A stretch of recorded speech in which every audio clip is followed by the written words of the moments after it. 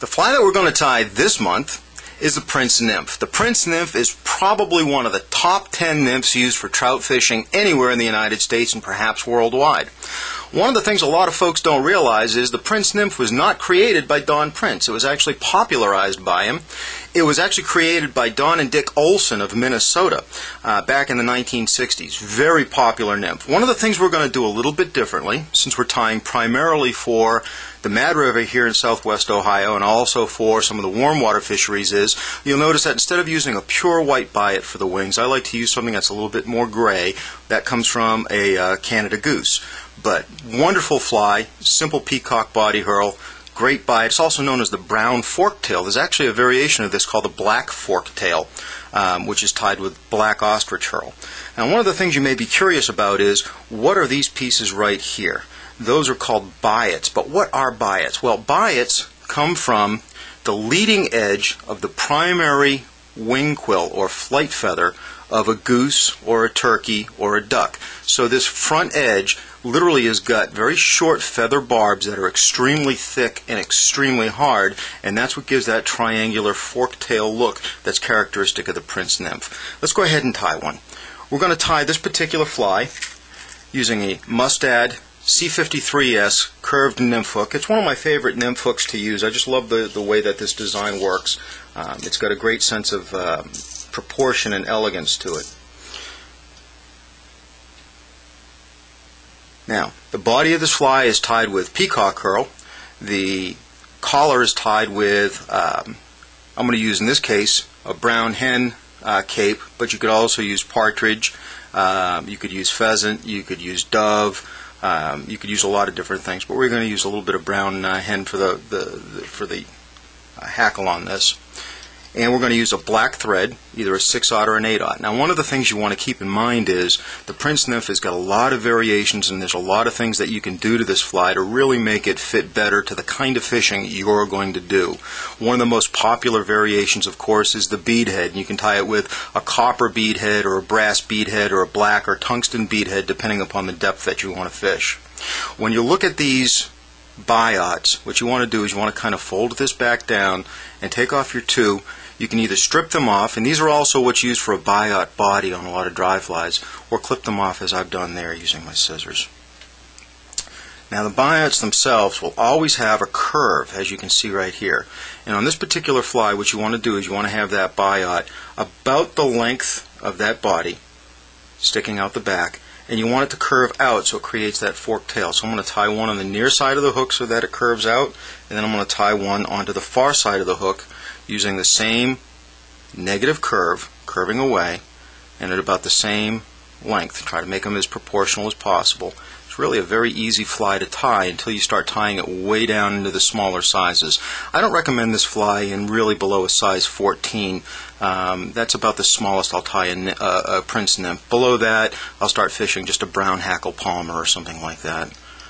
Just because there's so many parts to this.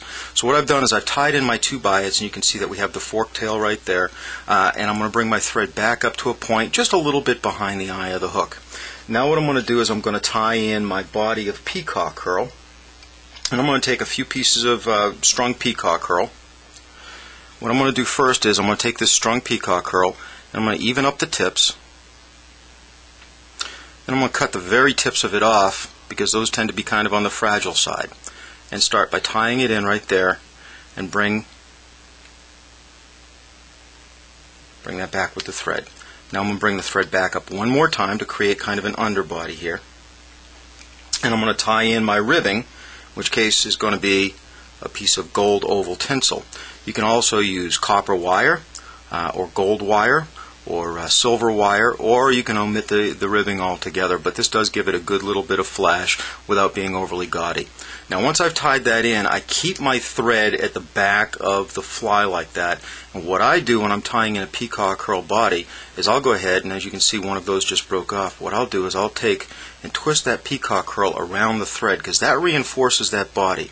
Now I'm going to take a wrap behind that oval tinsel, and that'll protect where that tinsel is, and it'll also make this fly look a lot better because the tinsel will come out of the body rather than coming out from where the tail is and causing a little bit of a discontinuity in the the overall taper of the body. Go ahead, and as I'm wrapping this, you can see that what's happening is I'm not twisting the peacock curl around the thread. The act of wrapping the peacock curl twists it around the thread by itself. Now, when you catch a fish, as you can see right here, if the fish's teeth break through that peacock curl, you see it's not going to unwind. It's completely reinforced by the tying thread itself. So you've just made a much stronger fly that way. Tie that off with 2 or 3 wraps of thread. And then what I like to do is I like to counter rib. So in other words, instead of wrapping away from myself, which is what you should always be doing as you're tying flies, counter ribbing, I'm wrapping towards myself or in the opposite direction from where the peacock curl went, further reinforcing that body. Now I'm going to take 4 or 5 nice wraps of this oval tinsel to rib that fly. That's all it really takes, because you don't want too much flash in there. On a small hook like this, you like to support the front of that hook a little bit with your finger while you're tying that in. Now we have the body of the prince nymph ready to go. Now, the next step that we want to do is we want to tie in the hackle, and then the last part is going to be those front biots. For a hackle, I'm going to use this hen cape, and I'm going to select a hackle that's going to be about as wide as the hook gape is long. And what I do with this hackle is I'll take it and I'll pull these hackle fibers back, and then I'll clip off the end of that feather to form a small nub, which is my tie-in point. Now when I tie this in to make this fly really tough, you're going to see that I'm going to tie that in with 2 or 3 wraps of the thread, and then I'm going to fold it back on itself. That locks that hackle in place. Now hold it straight up, very gently, stroke all those hackle fibers to one side, because this is a wet fly, this is a nymph, so you want those to be leaning back. Just take 1, 2 turns, no more than that. Remember that an insect has got 6 legs, so we don't need a big bushy hackle on here. You just want a suggestion of life and a little bit of movement. Tie that off with a couple of wraps, clip the main hackle stem, and now you can go ahead and sweep that back. Take 3 or 4 wraps to really lock everything in. And there you go, you've got a beautiful fly right there, just the beginning of that right there. Now what I'm going to do is I'm going to use this Canada Goose for the biots for the top. Although it looks like it's a very dark gray, the fact is that this is a very lighter gray. And what I like, especially on the Mad River, which is very heavily fished, as you're probably well aware, and runs crystal clear, the bright white hackle barbs oftentimes provide just a little bit too much of a shine, and sometimes that can turn a fish off. But this slightly duller approach, I find it tends to have just as much of an attraction to the fish without alerting a fish that may have seen this pattern once or twice. What I'm doing is I'm taking it so that the convex side is on the top, and I'm putting one on top of the other to form a similar angle to what we had to that tail. We want to have that forked tail. So you can see I have the 2 of them, and these biots will end right before the body ends. So if you've got them just a little too long or too short, you can tug on them and straighten everything out to where you want to have it. Lock that in with a couple of thread wraps, clip the front of it off.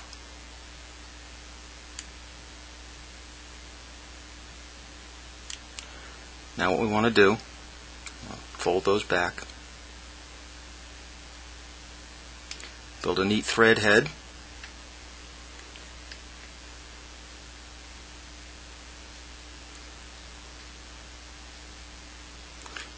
throw a whip finish around that.